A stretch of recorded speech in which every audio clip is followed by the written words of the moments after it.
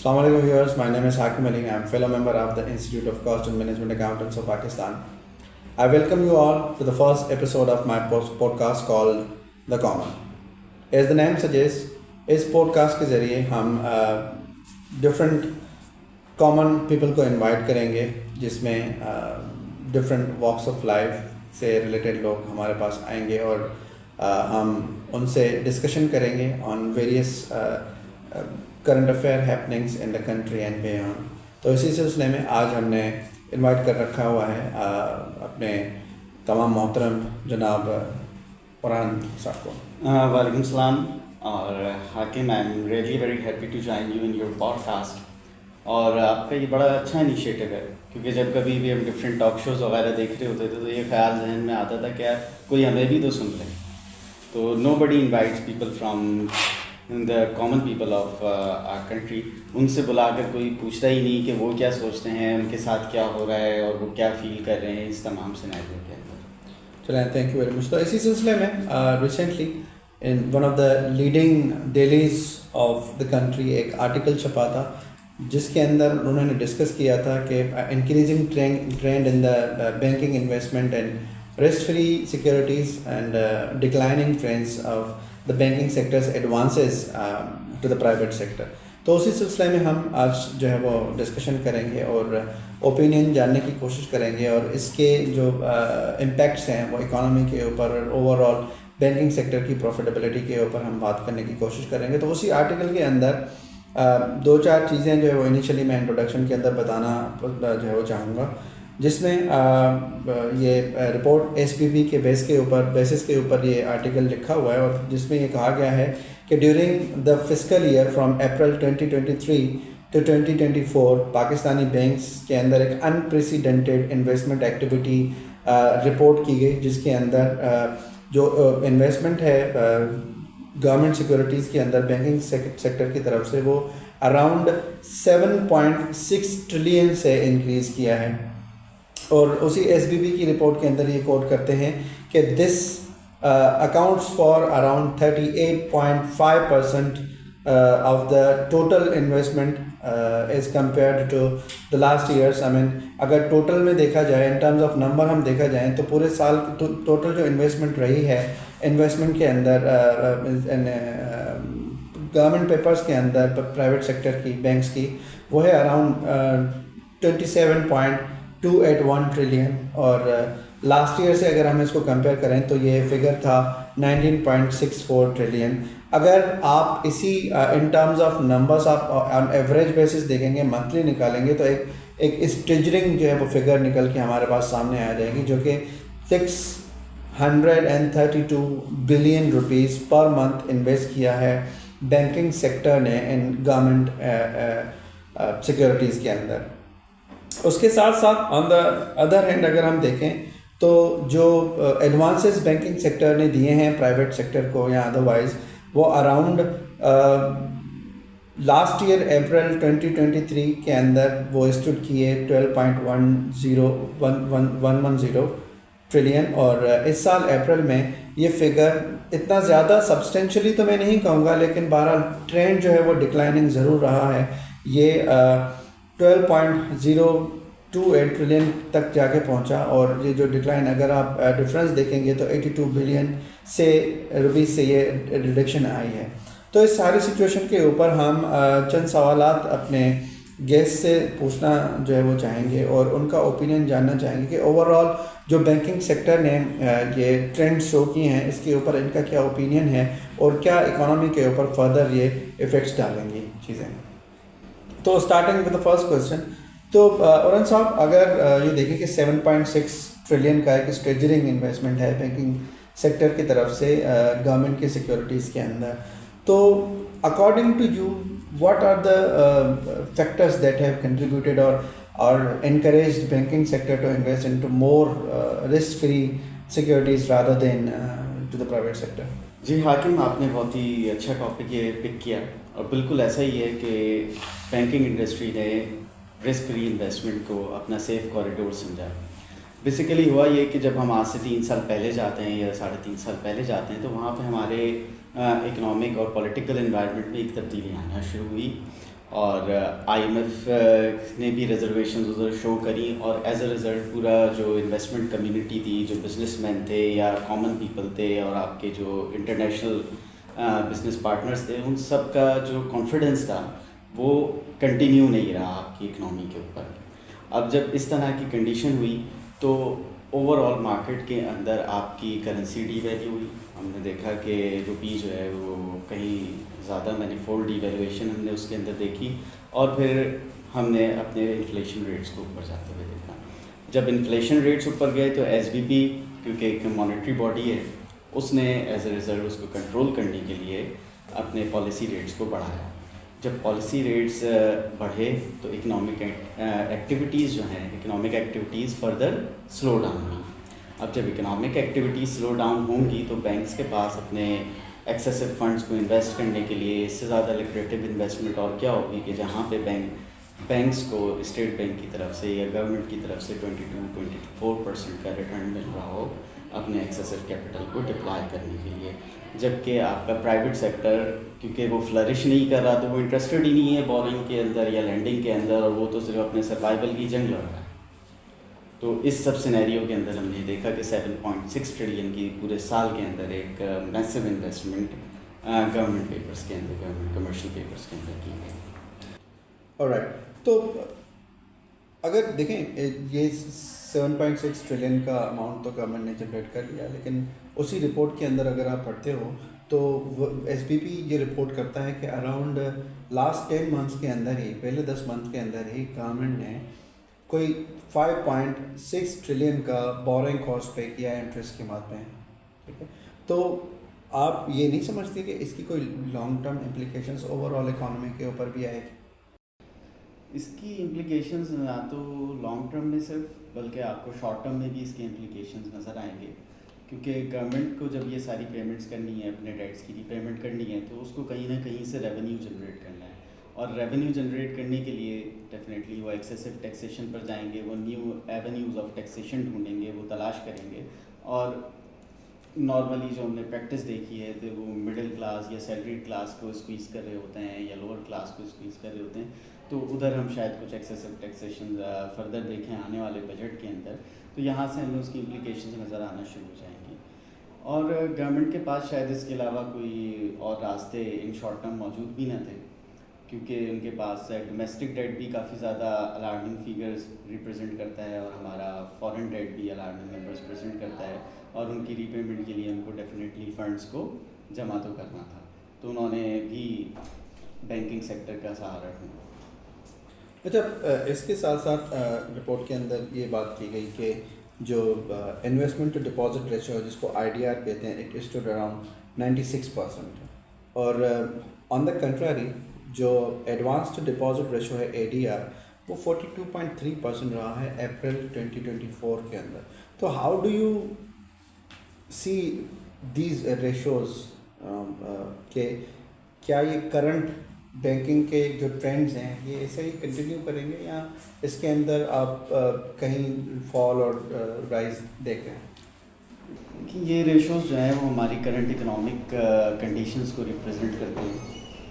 جیسا کہ ہم نے بات کری کہ ہمارے جو کارپوریٹ سیکٹر ہے وہ تو خود اسٹرگل کر رہا ہے، وہ اپنے سروائیول کی جنگ لڑ رہا ہے، تو اس کے اندر وہ کہاں بورنگ کرے گا، اور اگر وہ بورنگ نہیں کرے گا تو آپ کے ایڈوانسز کہاں سے انکریز ہوں گے. تو اس وجہ سے آپ کو ایڈوانسز کا یہ نمبر نظر آ رہا ہے. اور انفیکٹ میں تو یہ کہوں گا کہ اگر گورنمنٹ اے ڈی ریشو ریلیٹڈ ٹیکسیشن نہ لگاتی، یعنی کہ گورنمنٹ نے کہا کہ اگر بینکنگ سیکٹر کے اندر 40% سے زیادہ کا ان کا اگر بینکنگ سیکٹر کے لیے گورنمنٹ نے یہ انٹروڈیوس کیا کہ اگر اے ڈی ریشو 40% سے کم ہوگا تو وہ ایکسیسو ٹیکسیشن ان کے اوپر اپلائی کی جائے گی. اگر یہ انیشیٹو نہ لیا گیا ہوتا تو شاید ہمارے پاس یہاں پہ نمبر اور زیادہ الارمنگ پکچر پریزنٹ کر رہے ہوتے. اب اس سینیریو کے اندر جب ہم دیکھتے ہیں تو بینکنگ سیکٹر کے پاس آپ دیکھیں تو ان کے پاس لیکوڈیٹی بھی بڑھتی چلی گئی، کیونکہ جو آپ کا کامن پیپل ہے یا کارپوریٹ سیکٹر ہے اس کے پاس فردر انویسٹمنٹ کے یہ ایونیوز نہیں تھے. بزنس جو ہے وہ آپ کا کافی زیادہ ڈاؤن سائڈ کا شکار تھا. لوگوں کی پرچیزنگ پاور بیڈلی امپیکٹ ہوئی تھی اس انفلیشن کے سینیریو کے اندر. تو لوگوں نے اپنے پاس جتنے بھی ایکسیسو فنڈس ہیں ان کو سیف گارڈ کرنے کے لیے, ان کو ڈی ویلیویشن سے بچانے کے لیے کہیں پہ سیونگ اکاؤنٹس کے اندر انویسٹ کیا تو کہیں اور اسی طرح کے ایونیوز کے اندر انویسٹ کیا, جس کی وجہ سے بینکنگ سیکٹر کو بھی اچھی خاصی لیکوڈیٹی ملی اور انہوں نے اس سب ڈپازٹس کو یوٹیلائز کیا گورنمنٹ سیکیورٹیز میں انویسٹ کرنے کے لیے. اچھا دیکھیں, جس طریقے سے فگرز ہمیں بتا رہے ہیں کہ آلموسٹ جو لینڈنگ ہے وہ زیرو کے برابر ہے ٹو دا پرائیویٹ سیکٹر, اور بورنگ کاسٹ آلریڈی ہائی ہے. نہ صرف بورنگ کاسٹ, اوور آل اگر ہم کاسٹ آف ڈوئنگ بزنس دیکھیں تو ایک بڑی بری حالت ہے پرائیویٹ سیکٹر کی. تو کیا سمجھتے ہیں آپ کہ ایسے کون سے اسٹیپس جو ہیں وہ لینے چاہیے جو بینکنگ سیکٹر کو انکریج کرے تاکہ وہ پرائیویٹ سیکٹر کو لینڈنگ کر سکے, ایڈوانسز دے سکیں تاکہ وہ ایک سیکٹر بھی جو ہے فلورش کر سکے اکانومی کا؟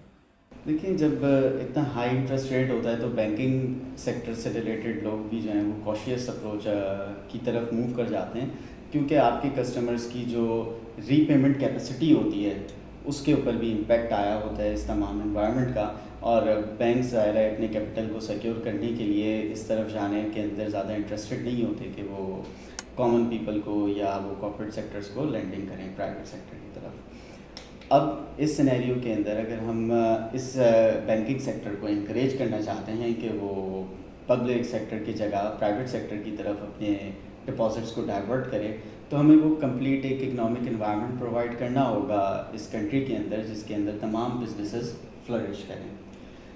جیسے کہ میں اس میں یہ کہنا چاہوں گا کہ آپ کے پاس اس وقت آپ کو پتہ ہے الیکٹریسٹی کی کاسٹ کہاں جا رہی ہے, جو کہ مینوفیکچرنگ سیکٹر کے اندر شاید کی حیثیت رکھتی ہے. اسی طرح سے گیس پرائسز ہو گئے, را مٹیریل کے چیلنجز ہو گئے, امپورٹ کے چیلنجز ہو گئے, اور ہم نے دیکھا کہ کافی عرصے تو امپورٹ کے اوپر بین بھی لگا رہا ہے اس کنٹری کے اندر. تو اس سب سینیریو کے اندر آپ کی جو مینوفیکچرنگ کیپیسٹی تھی وہ بیڈلی امپیکٹ ہوئی, اور اس وقت شاید ہی کوئی پلانٹس آپ کے ایسے ہوں جو فل کیپیسٹی کے اوپر آپریٹ کر رہے ہوں.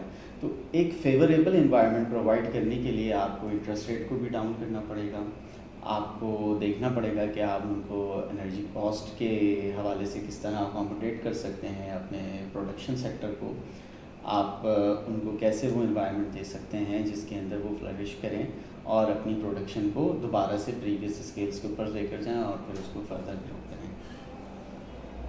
اچھا, اس اوور آل سینیریو کو میں تو بینکنگ سیکٹر کے تو جو ہے وہ اس نظریے سے دیکھ رہا ہوں کہ یہ بینکنگ سیکٹر کی جو بزنس کرنے کا جو اسٹریٹجی ہے وہ ایک بڑی کنزرویٹو قسم کی اسٹریٹجی ہے, رادر دین تھوڑا سا رسک اور ریٹرن کو بیلنس کرنے کے بجائے وہ ایک رسک فری کی طرف, کمپلیٹلی رسک فری کی طرف جو ہے وہ انویسٹمنٹ کر رہے ہیں. اور میرا نہیں خیال کہ وہ سوللی کوئی بینکنگ سیکٹر کا ایک پروفٹ ارن کرنے کا ایک سول جو ہے وہ ایک ایکٹیویٹی ہے یا بزنس ہے.